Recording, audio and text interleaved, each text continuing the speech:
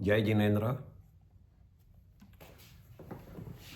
Last ટાઈમથી આપણું lecture હતું જાગરિકા ઉપર. જાગરિકા મીન્સ જાગવું, ટુ બી અવેર. શેનું? તો આપણા ભાવ, આપણા મનના વિચારો, આપણે બોલવું, આપણે ચાલવું, એમાં આપણે કેટલા અવેર છીએ, કેટલા જાગતા છીએ, એના ઉપરથી નક્કી થાય છે કે તમે કેવી રીતે જાગેલા છો.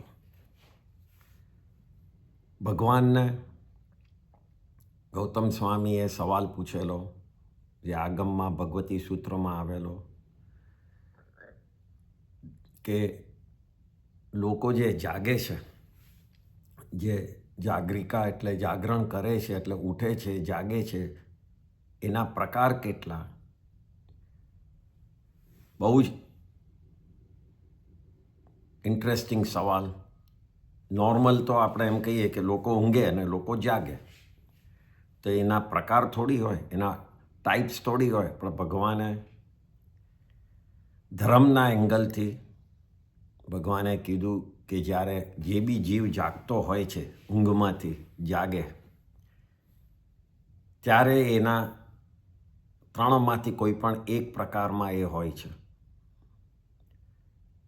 પહેલો પ્રકાર હતો જેને ધર્મ જાગરણ, જે ધર્મમાં એના ભાવો વિચારો હોય એ જાગ્યા પછી બીજો પ્રકાર, જેનું આજે આપણે આગળ વધારશું લેક્ચર, એમાં અધર્મ પ્રકાર, જે જાગીને અધર્મમાં જ એના ભાવ રહેતો હોય, એના વિચારો રહેતા હોય. અને ત્રીજો પ્રકાર છે સુદખુ જાગરિકા. એ પણ આજે આપણે કવર કરશું. તો ભગવાને આ ત્રણ જાગરિકા બતાવી. જીવને જાગવું એ જુદી રીતે જુઓ તો તમે તમારી ડેઇલી લાઈફને આગળ વધારવા તમે ઉઠો છો, જાગો છો. તમારું બધું કામ કરી સંસારમાં ફેમિલીની ડ્યુટી, કમાવું, બધું તૈયાર થવું, એ બધું સંસારના કામ માટે જાગ્યા, અને ત્યાં સંસાર ચાલ્યો. અને એમાં કોઈ નિમિત્ત મળે અને એ જે જાગ્યા, એના ભાવો જે શરીર અને સંસાર ઉપરથી આત્મા અને પોતાના આત્માના પ્રોગ્રેસ માટેના જે વિચારો કર્યા, કે હવે આત્માને આ બધી ડ્યુટીઓમાંથી હું બહાર ક્યારે કાઢું અને એને પરમનન્ટ શાશ્વત સુખમાં ક્યારે લઈ જાઉં. એ ભાવ, એ મન અને એનાથી થતી બધી આગળની ક્રિયાઓ જે આત્માના માટે કરતા હોય, એ ત્યારથી જીવ ધર્મનું જાગરણ કરતો થઈ જાય છે. આત્મા માટે ચારિત્ર પાળવું એટલે સંસારમાં બધું ફેલાવીને બેસવું નહીં, આરંભ સમારંભમાં. આત્મા માટે ભગવાને બતાડેલા ક્રિયાનો ધર્મ કરવો, તપ કરવું, નિર્જરા કરવી, સંવર કરવું, દયા પાળવી. એમાં પણ જૈન ધર્મ એટલો પ્રિસાઇઝ છે કે બધી જ દયાઓ, જે આપણે કીધું પર દયા, બીજા કોઈને હેલ્પ કરવાની, એ બધી જ દયાઓ સ્વદયામાં આવી જાય છે. If you PT your self અને એમ નક્કી કરો કે મારે કોઈ કર્મ બંધ નથી કરવા, તો ઓટોમેટિકલી બીજાને પણ તમે જે બી કરવાના હતા, જેનાથી બીજાને દુઃખ પડે, એ કાર્ય અટકાવી જ દેશો. કારણ કે બીજાને તમે દુઃખ પાડ્યું તો પોતાને એના કર્મ બંધ થશે. એટલે સ્વદયાના વિચાર કરવાથી પરદયા ઓટોમેટિકલી આવી જાય. અને ચોથો જે સ્વભાવ ધર્મ કે જેમાં આપણા ભાવો એને કેવી રીતે આપણે કંટ્રોલમાં રાખવા અને કેવી રીતે આગળ વધારવા, એ સ્વભાવ ધર્મમાં ઇમ્પોર્ટન્ટ કે દ્રવ્ય, આત્મા એક દ્રવ્ય છે, જીવ એક દ્રવ્ય છે, અજીવ એક દ્રવ્ય છે. એટલે પર્ટિક્યુલરલી આ કામમાં કેમ આવે? આ રોજ આપણે બોલવાથી તો કામમાં એ આવે કે આપણને વધારે સ્ટ્રોંગ કરે કે હું જો આત્મા જ છું તો બીજું બધું મને ઇફેક્ટ ન થવી જોઈએ. અને that's why again and again આ દ્રવ્યની વાત આવે છે કે હું એક દ્રવ્ય છું અને આ મારું શરીર એ એક પર્યાય છે, એક ટેમ્પરરી બોડી છે, અને એ જેનું બનેલું છે એ પણ એક દ્રવ્ય છે જે અજીવ દ્રવ્ય છે. એટલે મારું ધ્યાન બીજા દ્રવ્ય ઉપર નહીં, પણ મારા દ્રવ્ય મીન્સ સબસ્ટન્સ. મારું મેઇન સબસ્ટન્સ ઇઝ હું પોતે કોણ? તો આત્મા છું.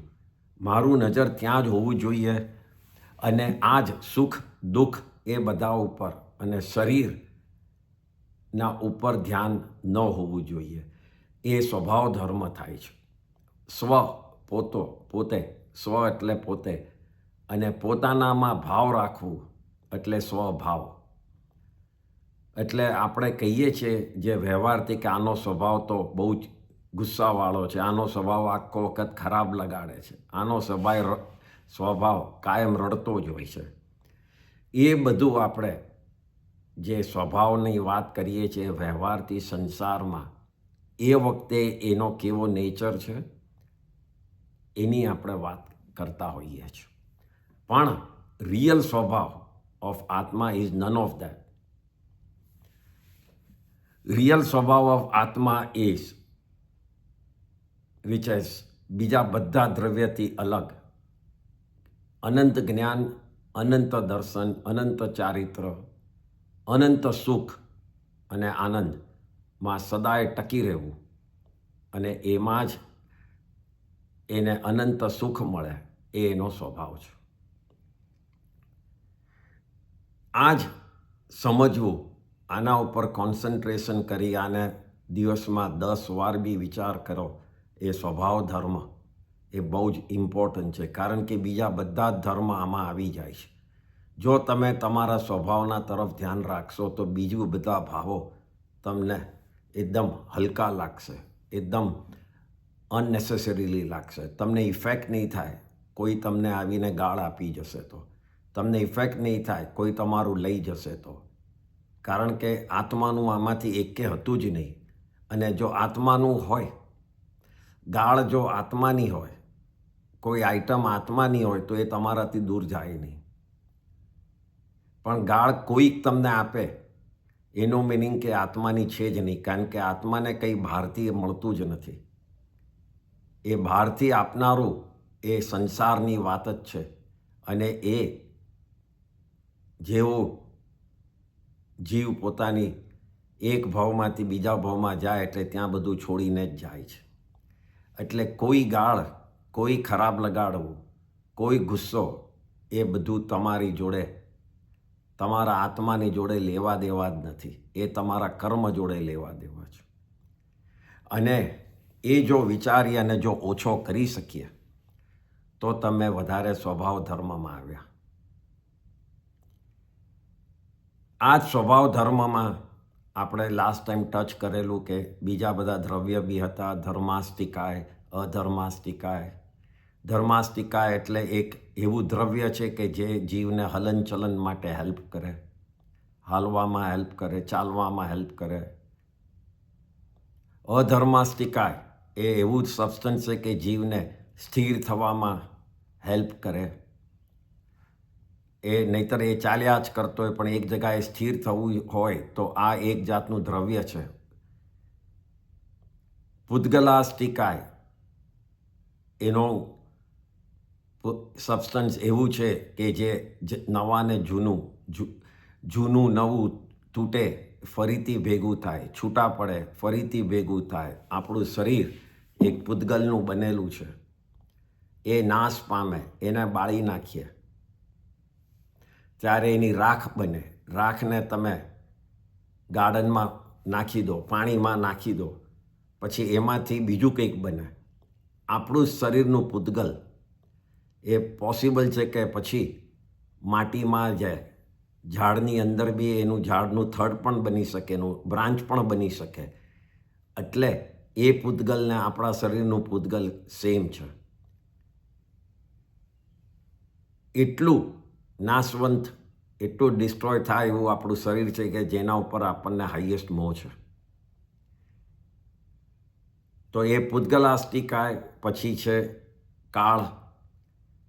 કાળ 3 ડિવિઝન કર્યા છે: past, present, future. But present જેવું કંઈ છે જ નહીં. વ્યવહારથી પ્રેઝન્ટ કહીએ છીએ, કારણ કે જે સેકન્ડે પ્રેઝન્ટ બોલીએ ત્યાં સુધીમાં તો એ પાસ થઈ ગયું છે. એટલે વ્યવહારથી આપણે કહીએ કે તમે પ્રેઝન્ટમાં જીવો, પ્રેઝન્ટમાં જીવો. પણ એ જ વાત ધર્મથી એંગલથી જોઈએ તો કાળ એટલો ફાસ્ટ ચાલી રહ્યો છે કે જો આપણે એ કાળ, એ ટાઈમનો આપણે બરાબર યુઝ નહીં કરીએ તો એ જે આવતો કાળ પાસ થઈ જશે, જે આપણને પાછો મળવાનો નથી. એને સમજવું બહુ જ ઇમ્પોર્ટન્ટ છે, આ કાળ દ્રવ્યને. આપણો આખો સંસાર, આપણા ભવો, આ બધા ચક્રો જે ચાલે છે, 24 તીર્થંકરો થાય છે, પછી અટકી જાય છે, 5મો આરો આવે છે, બધું કાળના ઉપર ડિપેન્ડ છે. એટલે આને ખૂબ જ ઇમ્પોર્ટન્ટ સમજી અને સમય, ભગવાને કેટલીય વાર ગૌતમ સ્વામીને કીધું છે, ગોયમ સમયમ માપમાયે. સમય માત્રનો પ્રમાદ કરતો નહીં. ગૌતમ સ્વામી જે પ્રમાદથી તો એટલા દૂર હતા, તો બી ભગવાન અગેન એન્ડ અગેન ભગવાને ગૌતમ સ્વામીને સંબોધીને ડાયરેક્શન ટુવર્ડ્સ ગૌતમ સ્વામી પણ આખું સમોસરણમાં રહેલા દરેક જીવોને સમજાવવા માટે કહે છે કે સમય માત્રનો પ્રમાદ કરતો નહીં. ગયેલો સમય પાછો આવશે નહીં. તો આ કાળ દ્રવ્ય થાય છે. આપણે આજે કરવાને બદલે હું કાલે કરું, એ સૌથી મોટામાં મોટી મિસ્ટેક છે. કંઈ પણ સારું કામ કરવું હોય, સમાયિક કરવું હોય, પૂજા કરવી હોય, દાન કરવું હોય, કંઈ પણ કરવું હોય, શુભ કામ માટે કાલનું કામ આજે કરી લો અને અશુભ માટે વિચાર કરો કે હું કાલે કરીશ. રોજ વિચારું કે હું કાલે કરીશ, એટલે આવે જ નહીં એ કાલ. એટલે અશુભથી બચી જઈએ. એ રીતે કાળને આપણે સમજવાનો છે. અને છેલ્લું દ્રવ્ય જીવાષ્ટિકાય, એટલે જીવ. એ જે પૂતગલ છે એનું ઓપોઝિટ જીવાષ્ટિકાય.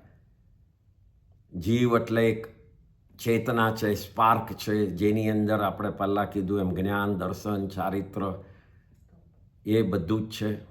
એ જીવ છે. જીવ છે તો જ આ દુનિયા સમજી શકાય છે. જીવ એ જ બધું જોઈ શકે છે, એ જ સમજી શકે છે, એના ગુણો છે. તો આમ 6 દ્રવ્ય એને સમજવું એ સ્વભાવ ધર્મ છે. અને એ સ્વભાવ ધર્મમાં કોન્સ્ટન્ટલી જીવ ઉપર, પોતાના આત્મા ઉપરના સ્વભાવને ખાસ મનમાં રાખવા. તો આ પ્રમાણે ધર્મ જાગરિકાનું એક્સપ્લેનેશન આપણે લાસ્ટ ટાઈમ કર્યું. ભગવાને જે બીજી જાગરિકા કીધી છે એ અધર્મ જાગરિકા. સંસારમાં રચ્યા પચ્યા રહેવું, પડ્યા રહેવું, આરમ સમારમ, પરિગ્રહ, ક્રોધ, માન, માયા, લોભ, આ બધાને મન, વચન, કાયાથી છૂટા રાખવા. જેમ તેમ બોલવું, જેમ તેમ વર્તવું, જેમ તેમ મનથી વિચારો કરવા.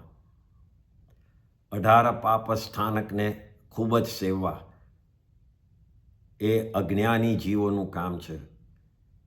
હિંસા કરવી, જૂઠ બોલવું, ચોરી કરવી, બ્રહ્મચર્ય ન પાળવું, આ બધું અધર્મી, જે ધર્મમાં માનતા નથી, જેને પોતાના આત્માનો પ્રોગ્રેસ કરવો નથી, એમાં જે અજ્ઞાની જીવો પડ્યા રહ્યા છે એ બધા અધર્મી જાગરિકામાં આવે છે. ભગવાન અધર્મી અને ધર્મી, અધર્મ અને ધર્મ એ બેઉને સમજાવતા કહે છે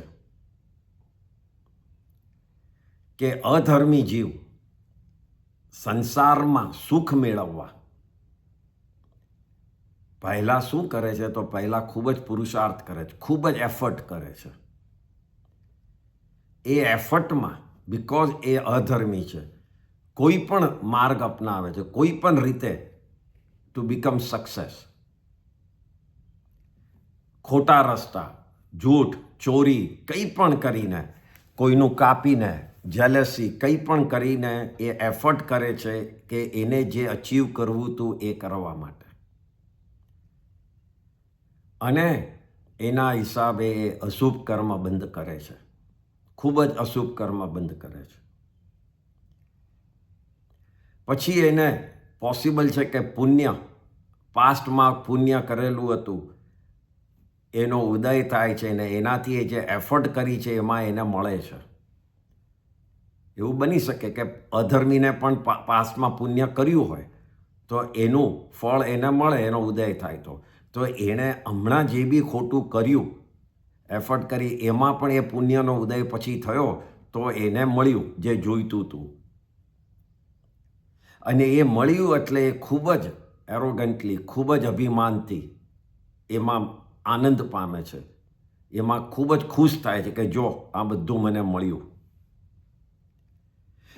પહેલાં ખોટું કામ કરીને મેળવવાની એફર્ટ કરી અને પછી એમાં આનંદ કર્યો વધારે મળ્યા પછી, એટલે જે અશુભ કર્મનો બંધ હતો એમાં ફરીથી અનુબંધ કર્યો, એટલે એ બંધમાં અગેન એન્ડ અગેન એડ કર્યું કે જોયું મને કેવું મળ્યું, જોયું મને કેવું મળ્યું. એટલે પહેલાં તો ખોટું કર્યું અને એ ખોટાનું પછી અનુમોદન કર્યું કે વાહ, મેં કેવું કર્યું એટલે મને આ બધું મળ્યું. આવી એફર્ટ ન કરી હોત, પેલાને ઉલ્લુ ન બનાવ્યો હોત, એની પાસેથી લઈ લીધું ન હોત તો મારી પાસે ભેગું ન થાત. એ પ્રમાણે એમાં એ વધારે ને વધારે આનંદ, વધારે ને વધારે હેપી થતો હતો, એટલે એને બંધમાં વધારે અનુમોદન કરવાથી અનુબંધ થયો. અને એના પછી જે ભેગું કરેલું હતું એને ખૂબ જ રાગથી, ખૂબ જ ઇન્ટરેસ્ટથી એ ભોગવતો હતો. એનાથી એને શું કર્યું? તો એટલા ગાળા ચીકણા કર્મ, નિકાચિત કર્મ બંધ કર્યા. મીન્સ એટલા ભારે કર્મ બંધ કર્યા કે એને કોઈ પણ વખતે એ ભોગવવા જ પડશે આગળ જઈને.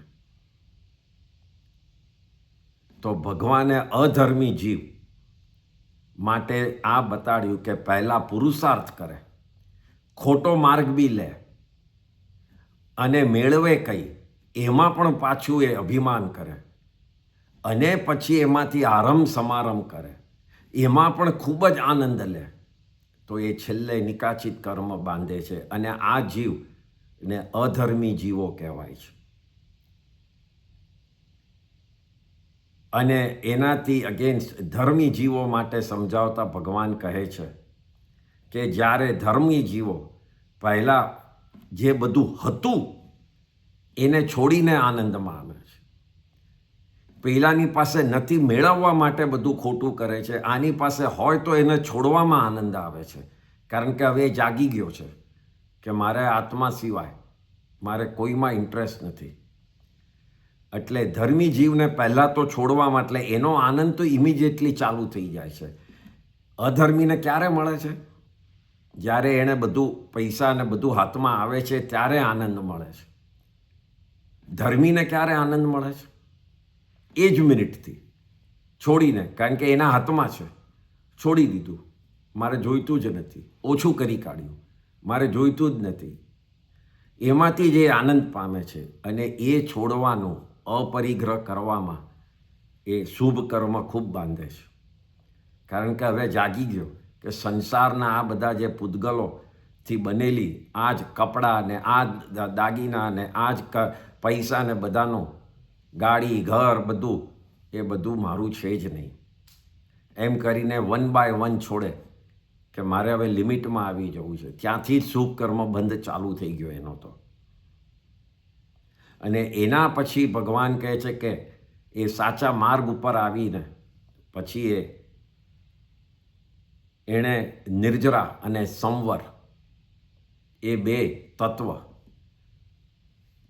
નવા કર્મ બંધ કરવાનું જે રીત છે એ સંવર અને જૂના કર્મને કાપવાનું જે દ્રવ્ય જે તત્વ છે એ નિર્જરા જે તપ આદિ કરીને એ કરે છે અને એમાં એને વધારે આનંદ મળે છે. જેટલું તપ વધારે કરે એટલો એને આનંદ વધારે મળે છે. અને એનાથી એને ફાયદો શું થાય છે? તો સંસાર ટૂંકો કરે છે. એનું સંસારનું જે ફરવાનું છે ભવચક્રમાં એ ટૂંકું કરી કાઢે છે, ઓછા કરે છે ભવો. અધર્મીએ શું કર્યા? સંસાર લાંબો કર્યો. ધર્મીએ શું કર્યા? સંસાર ટૂંકો કર્યો. એકે મેળવવામાં આનંદ માણ્યો, એકે છોડવામાં આનંદ માન્યો, એકે ખોટા કામ કરવામાં આનંદ માણ્યો, એકે સંસારના કોઈ પણ કામ એ કર્મબંધનું કારણ જ છે સમજીને છોડવામાં આનંદ માન્યો. આમ અધર્મી અને ધર્મી બંને કર્મ બંધ કરે છે, અશુભ અને શુભ બંને આનંદ પામે છે. બંને જણમાં પહેલો રહેવાનો સંસારમાં અને બીજો છોડવાનો પુરુષાર્થ કરે છે. પુરુષાર્થ બંને કરે છે, એફર્ટ બંને કરે છે. એવું નથી કે અધર્મી એફર્ટ નથી કરવો, પણ એની એફર્ટ રોંગ જગાએ છે. અને બેનો મેઇન ફરક એ જ છે. અને એમાં જ આપણે વિચારવાનું છે કે એક સમજે છે સંસારમાં રહેવાને સુખ માને છે અને બીજો સંસારને છોડવામાં સુખ માને છે. આપણે બેમાંથી શેમાં સુખ વધારે મળે એ આપણે દરેકે વિચાર કરવાનું છે.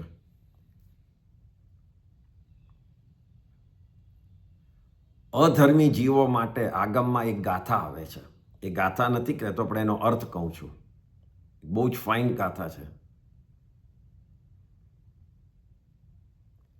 કે આ સંસારમાં જન્મીને સ્વજન એટલે પોતાના ફેમિલી મેમ્બર્સ, પછી ફ્રેન્ડ્સ, સ્નેહ સંબંધો જે બધાની જોડે તમે સંબંધો બાંધ્યા હોય એમાં દ્વેષ કરીને, ઝઘડીને, ખરાબ બોલીને, કોઈનું પચાવીને, કોઈનું જૂઠું બોલીએ, કોઈના ઉપર જેલેસી રાખીને એ સંબંધોને તોડે અને એમાં પછી આરંભ સમારંભ પણ કરે, મોટી મોટી પાર્ટીઓ કરે, દારૂ સર્વ કરે, નોનવેજ સર્વ કરે, ખૂબ જ જીવોનો ઘાત થાય એવા ડેકોરેશનો પણ કરે એની પાર્ટીઓમાં.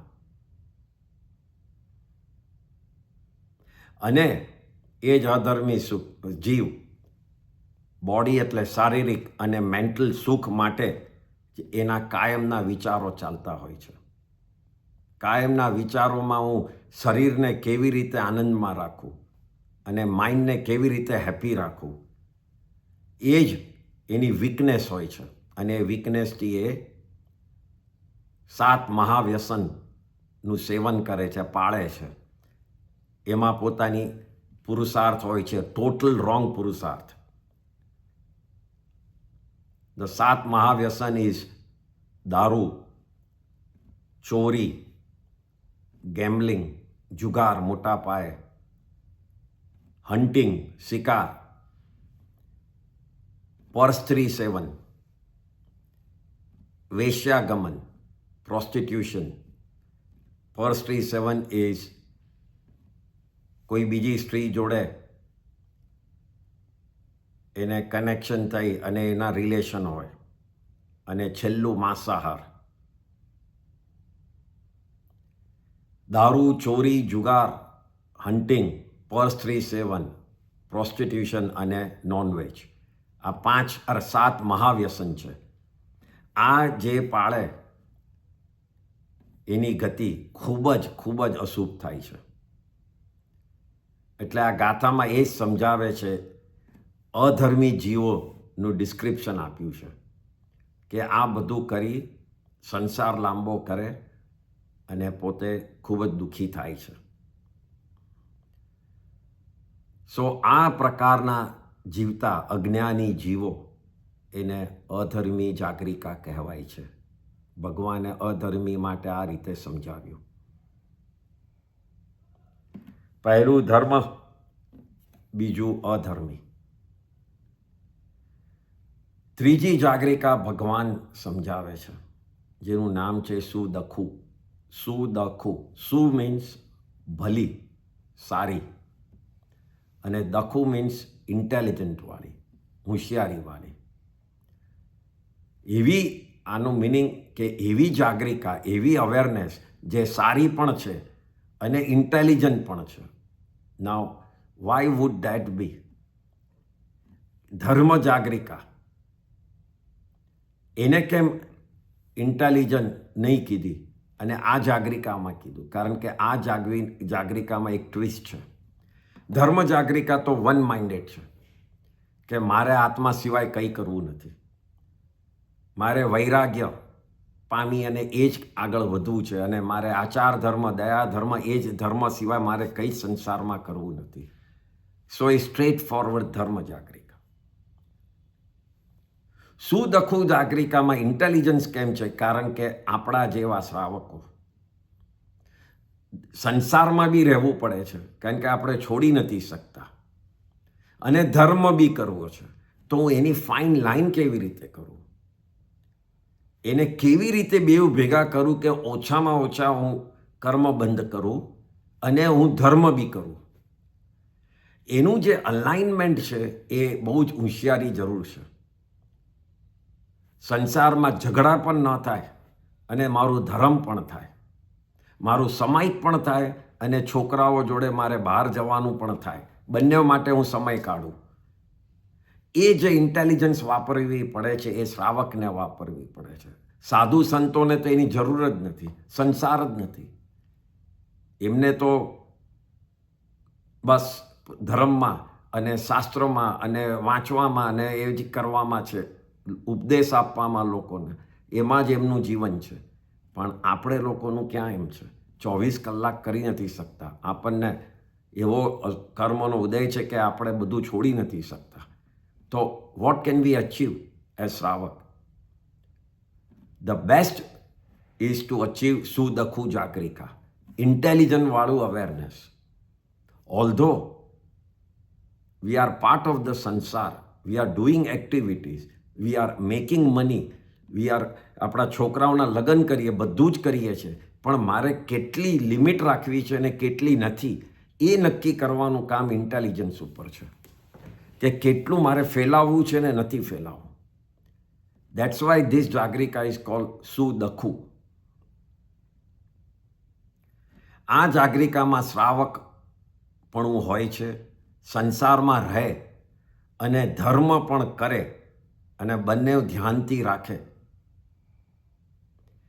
કસાયો, ક્રોધ, માન, માયા, લોભ, પ્રમાદ, આળસ, મહાઆરમ અને જીવ હિંસા, એ બધું એ ખોટું ગણે. એબ્સોલ્યુટલી. ઉદય પ્રમાણે જે મળ્યું એનું એક્સેપ્ટન્સ કરે, એમાં એરોગન્સ ન થાય. પૈસા મળીએ ગયા તો એ છગી ન જાય, કોઈને નીચો ન સમજે, કોઈને હલકો ન સમજે, પોતે ન મળ્યું હોય તો ખૂબ દુઃખી પણ ન થાય. મનમાં ફાઇનલ ડેસ્ટિનેશન તો મોક્ષની જ અભિલાષા હોય, મોક્ષ જ જવું છે. પણ right now the time is not yet right. So whatever એ હેલ્પ થાય ને એ સ્ટેપ્સ ચડીને આગળ વધે, સંસાર બી જીવાય.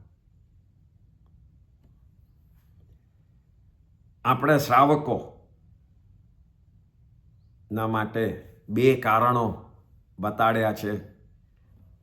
આપણે એ સમજવાનું છે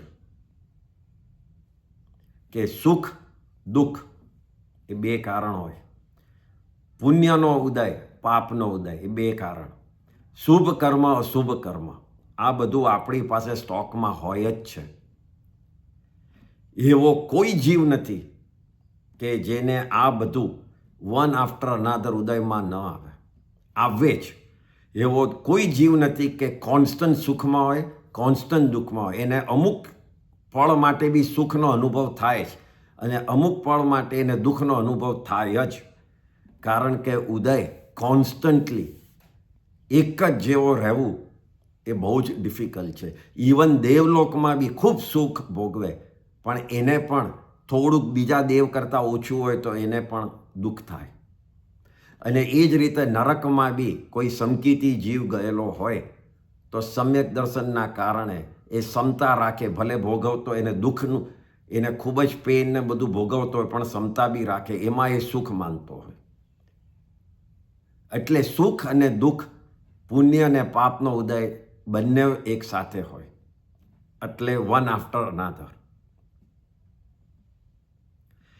આપણે સંસારને કાપવો હોય, ટૂંકો કરવો, તો બે ભાવ, આ બહુ જ ઇમ્પોર્ટન્ટ વાત છે. બે ભાવ સરખા મનમાં રાખજો. પહેલો, પુણ્યનો ઉદય થયો હોય. સમજો કે આપણે પુણ્યનો ઉદય થયો હોય, એટલે એ પુણ્યના ઉદયમાં આપણે બધા જાણીએ છીએ શું શું મળે. સારું ફેમિલીએ મળે, હેલ્થે મળે, પૈસા બી મળે, ઇજ્જત મળે, નામ મળે, યશ મળે. આ બધું જ પુણ્યના ઉદયથી મળે છે. એ બધું જ મળ્યું હોય આપણને, એટલે કે પુણ્યનો ઉદય થયો હોય ને ખૂબ જ સારું મળ્યું હોય, સુખ મળ્યું હોય, અને એનો અનુભવ, ફિલિંગ થતી હોય, તો એ સંસારી સુખ ઉપર, આ બધું શેનું છે સુખ? આત્માનું નથી, આ કર્મના ઉદયનું છે. અને કર્મના ઉદયનું સુખ એ કોઈ દાડો આત્માનું હોય જ નહીં. એ તમે બાંધેલું મોમેન્ટરીલી છે. અને જે ઉદય પૂરો થશે એટલે એ સુખનું શું થશે? પૂરો થઈ જશે. એ સુખનો પીરિયડ પૂરો થઈ જશે, જતું રહેશે. આઈધર આપણું આયુષ્ય પૂરું થાય ને આપણે છોડીને જવું પડે, અને કાં તો આ જ ભાવમાં આપણું પુણ્યનો ઉદય પટે અને આપણી આંખની સામે જ બધું જતું રહે. બેઉ રીતે એ જતું રહે છે. તો જ્યારે બી આપણને પુણ્યના કારણે સુખ મળ્યું ને એનો અનુભવ કરતા હોય, એનું ફિલિંગ કરતા હોય આપણને સુખનું, એમાં મમતા રાખવી નહીં. મમતા મીન્સ એટેચમેન્ટ, રાગ. In a bigger picture it's called રાગ. પણ ગુજરાતીનો એક શબ્દ છે મમતા. એના ઉપર ખૂબ જ પ્યાર, ખૂબ જ રાગ, ખૂબ જ એટેચમેન્ટ રાખવું નહીં. પુણ્યના ઉદય ઉપર ખૂબ જ એટેચમેન્ટ રાખવું નહીં. આ પહેલું આપણે ભાવને ખાસ મનમાં રાખવાનું એઝ શ્રાવક. અને બીજો ભાવ છે કે પાપનો ઉદય થયો હોય, ખૂબ જ દુઃખ પડતું હોય, ખૂબ જ દુઃખનો અનુભવ થતો હોય, બહુ જ પેન થતું હોય, તો એમાં ક્ષમતા રાખવી. પુણ્યના ઉદયમાં મમતાને છોડવી અને પાપના ઉદયમાં ક્ષમતાને રાખવાથી સંસાર ટૂંકો થાય છે. બંનેમાં તમે કર્મને પાસ થવા દો છો. એકમાં સારી રીતે ભોગવતા પણ પાસ થાય છે, અને એકમાં ખરાબ રીતે ભોગવતા બી પાસ થાય છે, પણ નવા કર્મ બંધ નથી થતા આ બે ભાવ રાખવાથી. આપણે અત્યાર સુધી આ સંસારમાં ફરીએ છીએ એનું કારણ આ જ છે કે આપણે ખૂબ જ એટેચમેન્ટ રાખ્યું, રાગ રાખ્યો, મમતા રાખી, અને જ્યાં જ્યાં જરૂર હતી ત્યાં ક્ષમતા નહીં રાખી. વી ડિડન્ટ સ્ટે ક્વાયટ, અને આપણે હાઈ વોય બહુ કરી કાઢી. અને આ જ સંસાર આપણાથી એટલો વધ્યો આનાથી જ. હવે આપણે ઉલટું કરવાનું છે. મમતાને છોડવાની છે અને ક્ષમતામાં રહેવાનું છે. આ મમતાને છોડવાથી ને ક્ષમતામાં રહેવાથી જીવો શું શું અચીવ કરે છે, આપણા જેવા શ્રાવકો બી, તો એક ભવી બની શકે છે. તમે બધું જ પાસ થવા દો, નો એટેચમેન્ટ ટુવર્ડ્સ એનીથિંગ, અને ધર્મના ભાવમાં જ સુખ આવે, દુઃખ આવે, પુણ્યનો ઉદય, પાપનો ઉદય, બધું ઉદય પ્રમાણે જવા દો અને ખાલી ભાવ ધર્મ તરફ રહેતા હોય તો એક ભવી પણ જીવ શ્રાવક બની શકે છે, તીર્થંકર બની શકે છે ત્રીજા ભાવમાં. આવતી 24 નેક્સ્ટ 24 ભગવાન જે થવાના છે એમાં પહેલા શ્રેણીક રાજા, એ ઘણા બધાએ ખબર હશે. પદ્મનામ નામના પહેલા તીર્થંકર બનવાના હતા. તો શ્રેણીક રાજા કોણ હતા? તો ભગવાનના શ્રાવક હતા, સમ્યકદર્શી. એ 24માં લગભગ 11 કે 12 શ્રાવકો તીર્થંકર બનવાના છે. શ્રાવકો તીર્થંકર સીધું એવું કેવી રીતે બને? એક જ રીત હતી, જે એમની પાસે હતું એના પર એમને રાગ નહોતો, એમણે બધું જ છોડી દીધેલું. ભગવાનની વાતના અને ભગવાનના વાત અને ભગવાન ઉપર શ્રદ્ધા સિવાય કંઈ જ નહોતું. મોટા મોટા શ્રાવકોના એક્સપ્લેનેશન સ્ટોરીઝ આપણા આગમમાં આવે છે. 10,000 ગાયો, એ વખતે તો the wealth was counted in number of cows, અને કેટલા ગોકુળ છે, મીન્સ કે કાઉસ કેટલી છે, દૂધને, that was part of the wealth. પછી બહાર કેટલા શિપ્સ જાય છે બિઝનેસ કરવા, પૈસા કમાવા માટે, વહાણ બધા આપણે જે કહીએ, જે શિપ્સ જાય, એ વખતે પ્લેન તો હોય નહીં. તો એ જેટલું એક્યુમ્યુલેશન ઓફ વેલ્થ હતું, એવા તો શ્રાવકના વર્ણન તમે જાણો તો આજનો રિચેસ્ટ માણસ કરતાં બી વધારે પૈસા એ ટાઈમના. તો એવા શ્રાવકો તીર્થંકર બને છે. કેમ? આ આટલા બધા મળ્યું છે, આપણે વિચાર આવે કે તો કેવી રીતે આટલા કર્મ બંધ કરીને તીર્થંકર બને? રીઝન એ જ છે, આમાંથી એ પોતાનું કંઈ માનતો નથી, બધું એ પુણ્યનો ઉદય માને છે, અને એમાં એ મમતા રાખતો નથી. ખૂબ જ સિમ્પલ છે. એમાં એ મમતા રાખતો નથી, પુણ્યનો ઉદય માને છે, પાસ થવા દે છે. ભગવાને સૌથી પહેલાં શું કર્યું? તો ભગવાને સૌથી પહેલાં વર્ષી દાન આપી અને આપણને કયો ધર્મ બતાડ્યો? દાનનો તો બતાડ્યો, પણ બીજો રાગ છોડવાનો બતાડ્યો, કે જે છે તમારું છે જ નહીં. સૌથી પહેલાં મમતા દૂર કરવાનો ધર્મ બતાડ્યો, રાગને દૂર કરો, અને પછી પોતે દીક્ષા લઈ અને સાધના કરી, અને એમાં જે દુઃખ આવે એનું ક્ષમતાથી એમને એક્સેપ્ટ કર્યું. આ બે ચીજ કરવાથી એમને કેવળ જ્ઞાન થયું.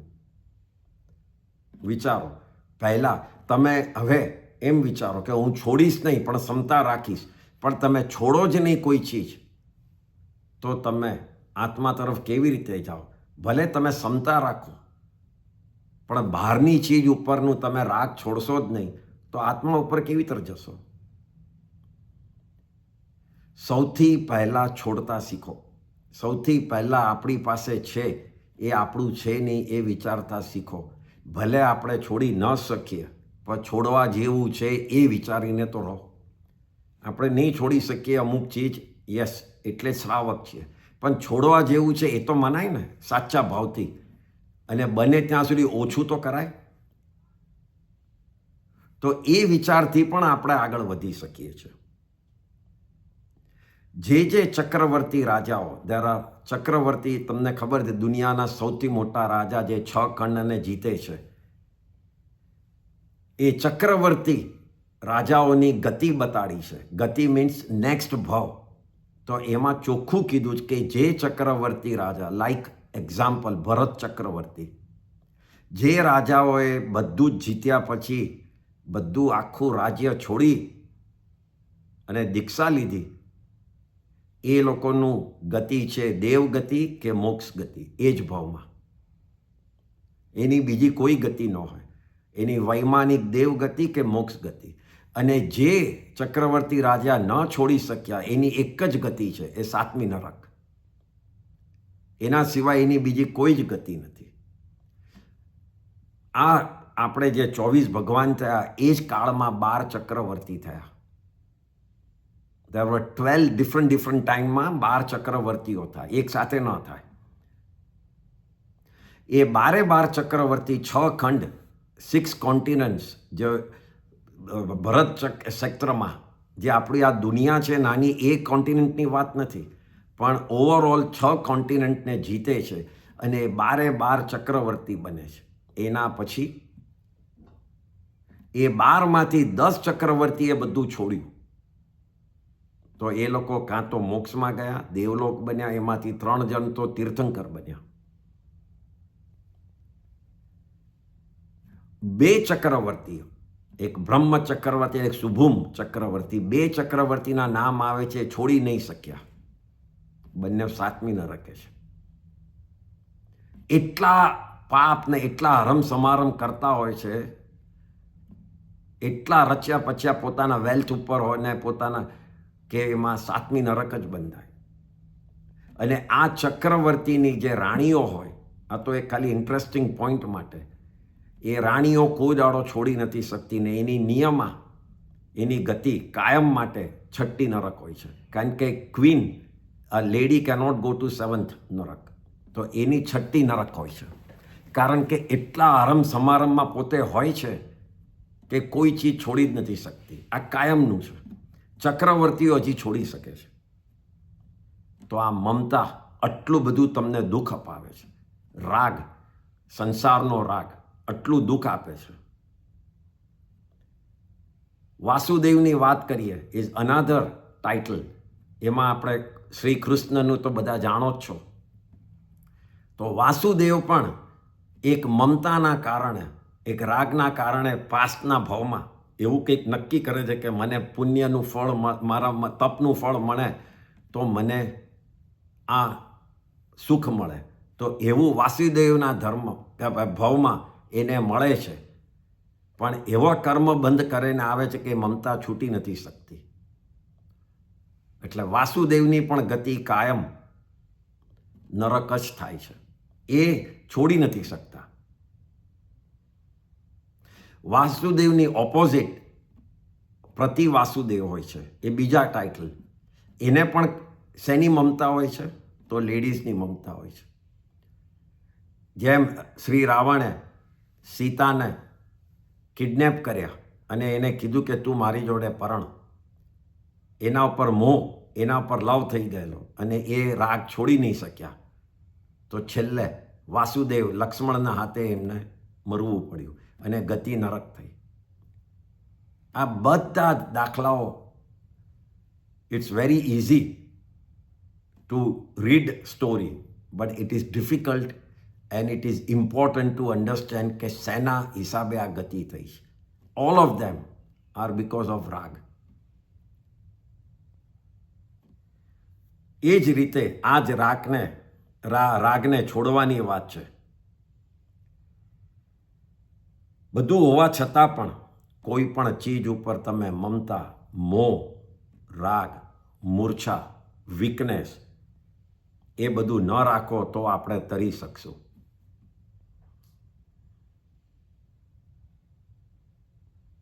આપણે કહીએ કે પૈસા ગમે, બિઝનેસ ગમે, ફેમિલી ગમે, ફ્રેન્ડ, પાર્ટી, પરિગ્રહ, આ બધું વ્યવહારથી કહીએ છીએ. પ્લીઝ આ પોઈન્ટ બહુ જ ઇમ્પોર્ટન્ટ છે, ખાસ સાંભળજો. રાગનું એક્સપ્લેનેશન છે, ધ મિનિંગ ઓફ વર્ડ રાગ.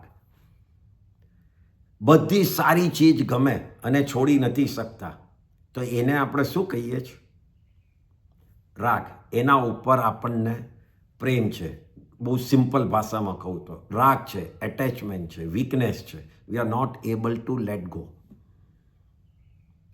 ભગવાને રાગ ખાલી આટલા જ લિમિટ સુધી નથી કીધો. પણ તમને ગુસ્સો આવે કોઈના ઉપર રિવેન્જ, કે આને તો ખતમ જ કરું, એ જ ભાવ રહેતા હોય અને છોડી જ ન શકો. હું તો જોઈશ જ એમ કરીને એ ભાવ પકડી રાખો. ઘણું તમને સમજાવે કોઈ, તો બી તમે એ છોડ્યો જ નહીં. તમારો ક્રોધવાળો સ્વભાવ છોડો જ નહીં.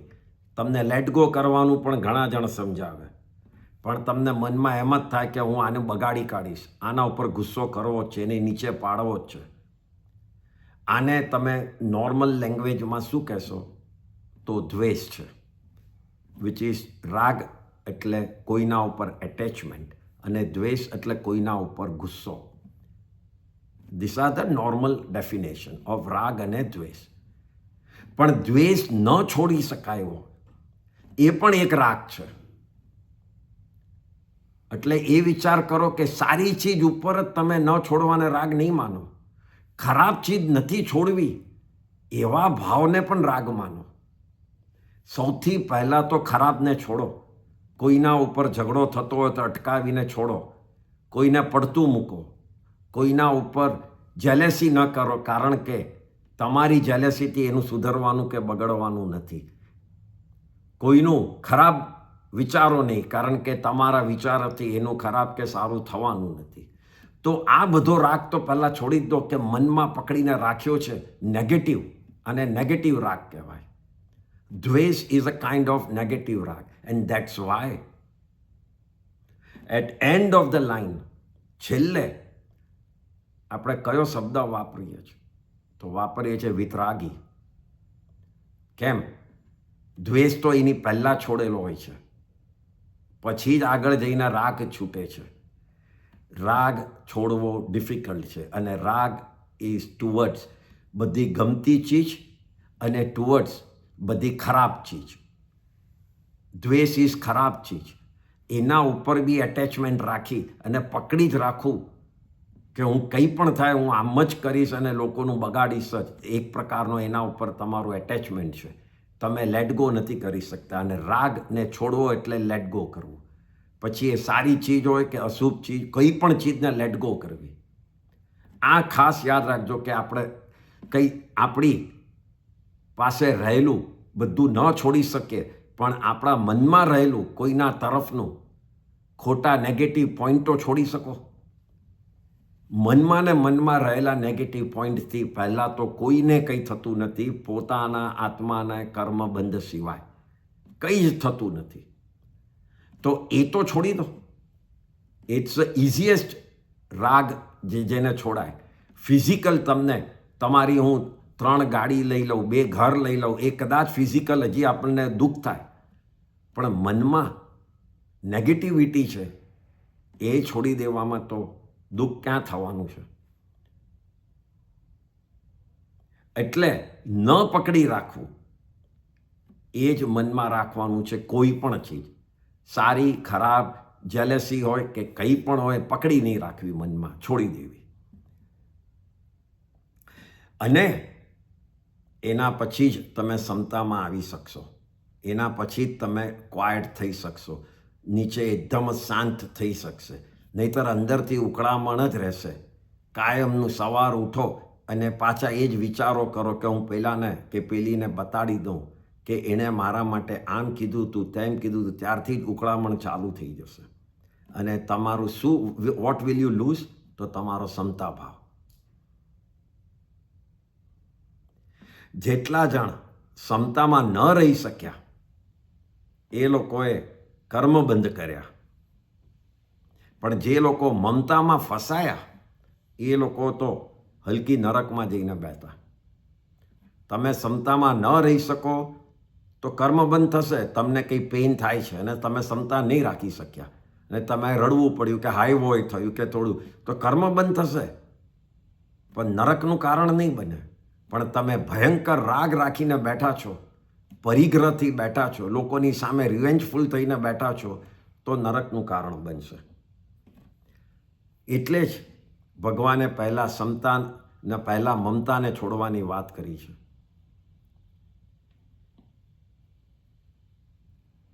ભગવાને બીજી રીતે પણ આ સમજાવતા આ 3 જાગરિકા બતાડી. આપણે આ છેલ્લી જે વાત કરીએ સુદખું જાગરિકા, જે ઇન્ટેલિજન્ટવાળા awareness is the last one. પહેલું ઇઝ ધર્મ જાગરિકા, બીજું અધર્મ જાગરિકા, ત્રીજું સુદખું જાગરિકા. આ 3 જાગરિકાને ભગવાન બીજા એંગલથી પણ સમજાવી છે. તો પહેલું છે એને એ અવેરનેસ, જે ધર્મ જાગરિકાને જેમ, તો એને કહેવાય છે તત્વ સંવેદન, એટલે ફિલિંગ. 9 તત્વનો જેને ક્લિયર ખ્યાલ હોય, જેમ આપણે પહેલાં કીધું ને, જેમ 6 દ્રવ્યનો, એવી રીતે જીવ, અજીવ, પુણ્ય, પાપ, આશ્રવ, બંધ, પછી મોક્ષ શું છે એને પૂરેપૂરો ખ્યાલ હોય. જે જીવને એનો અવેરનેસ હોય, એમાં એ એફર્ટ કરતો હોય, પુરુષાર્થ કરતો હોય, અને જ્ઞાન, દર્શન, ચારિત્ર, આત્માના ગુણો છે એનું એ સમ્યક રીતે એને ફૂલ અચીવ કરવા માટે, સમ્યક મીન્સ રાઈટ રસ્તેથી એનો પુરુષાર્થ કરતો હોય અને મોક્ષ માર્ગમાં આગળ વધતો હોય, એ આ જાગરિકા કહેવાય છે તત્વ સંવેદન. એટલે તત્વને જાણનારા, સાચું જાણનારા, રિયલ જાણનારા, અને ઇમ્પોર્ટન્ટ કે સર્વજ્ઞ, ભગવાનના એક એક શબ્દ ઉપર અતૂટ મીન્સ અનશેકન ટ્રસ્ટ. એના સિવાય કંઈ જ સાચું નથી. આજે ભલે તમને કંઈ પણ દેખાય, આજે 14 રાજલોક, જૈન ધર્મનું ફિલોસોફી અને જૈન ધર્મની જ્યોગ્રાફી કંઈ જ દેખાતી નથી આપણી સામે એક્સેપ્ટ આપણું આ વર્લ્ડ, તો બી એના પર વિશ્વાસ રાખો, બિકોઝ ભગવાને કીધું છે. અને વિશ્વાસ ન રાખો અને એ વાતને શંકામાં મૂકો તો ઇટ ઇઝ પોસિબલ કે આપણે ધીમે ધીમે સમ્યક દર્શન દૂર થતું જાય. ન દેખાય પોસિબલ, ન મનાય શુડ નોટ બી પોસિબલ. એ પકડી જ રાખવાનું કે આ સાચું જ છે, ભલે હું સમજી નથી શકતો, દેખી નથી શકતો. તો એ બધા આ જાગરિકામાં આવે છે. અને એ જાગરિકાવાળા, ધર્મ જાગરિકાવાળા ખાલી ચિત્ત પ્રસન્ન, એટલે એકદમ જ શાંત માઇન્ડથી પોતાના આત્માનું જ ભલું કરતા હોય છે.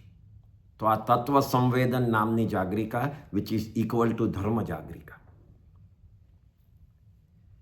The second, what is explained is વિષય પ્રતિભાસ. વિષય એટલે બધી ઇન્દ્રિયો ઉપરનો જે મોહ છે, ઇન્દ્રિયોથી જે બધું તમને મળે છે, જે ફિલિંગ થાય છે, ટચ, ખાવાનું, સાંભળવાનું, સૂંઘવાનું, જોવાનું, એમાં આનંદ, એ જ સાચું સુખ છે એવો પ્રતિભાસ, એટલે એવું ઇલ્યુઝન રાખવી, એ જાગરિકા.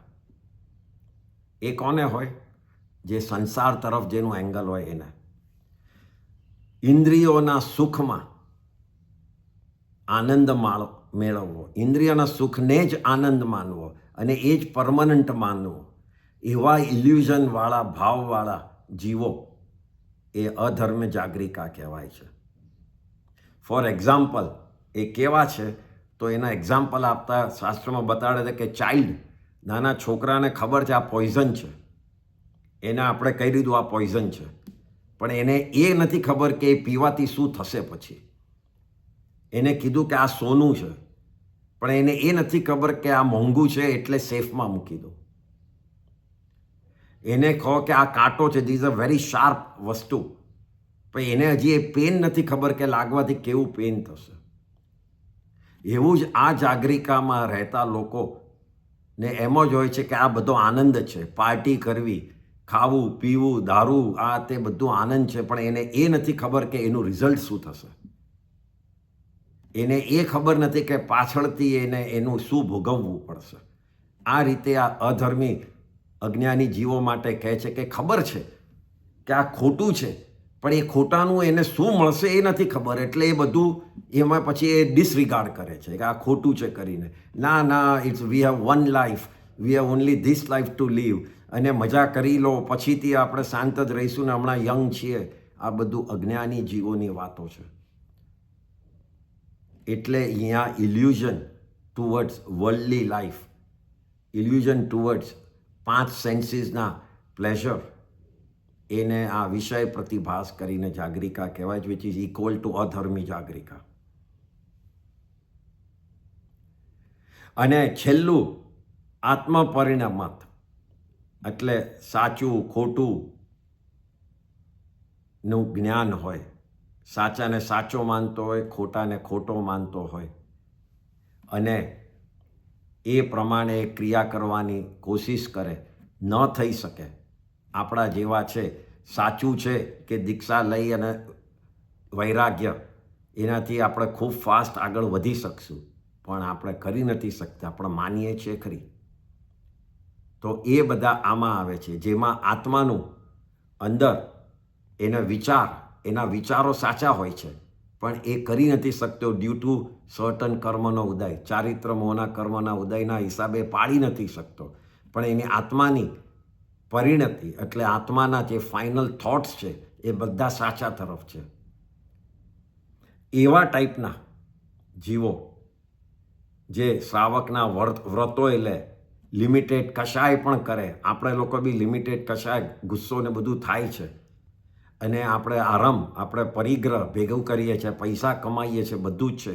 બટ વી નો કે આ સંસાર ચલાવવા માટે છે, એના ઉપર બહુ મારે એટેન્શન રાખવાની જરૂર નથી. તો એવા જીવો આ આત્મા પરિણાતમાં આવે છે, જે આત્મામાં જઈ અને પોતાનો વિચાર કરતા હોય છે, પાળી ન શકે પણ. તો એવા જીવો આમાં આવે છે. તો આ રીતે ભગવાને 3 જાગરિકા બતાડી છે. આમાં આપણે હવે 3 જાગરિકાને બરાબર સમજીને ક્યાં જવું છે. સૌથી પહેલાં તો શું દખુમાં પણ કેવી રીતે લાઇટ થવું છે, કેવી રીતે બધું છોડવું છે. અને એમાં પણ યાદ રાખજો, નેગેટિવ વાત પહેલી છોડવી. પછી ધીમે ધીમે પોતાની પાસે હોયેલી આઇટમ ઉપર મમતા છોડવી, એટેચમેન્ટ છોડવું. And then start thinking about ourself, which is our Atma. That should be our perfect Jagrika for this bhav. કોઈ પણ સવાલ હોય તો તમે વોટ્સએપમાં પૂછજો. જય જિનેન્દ્ર.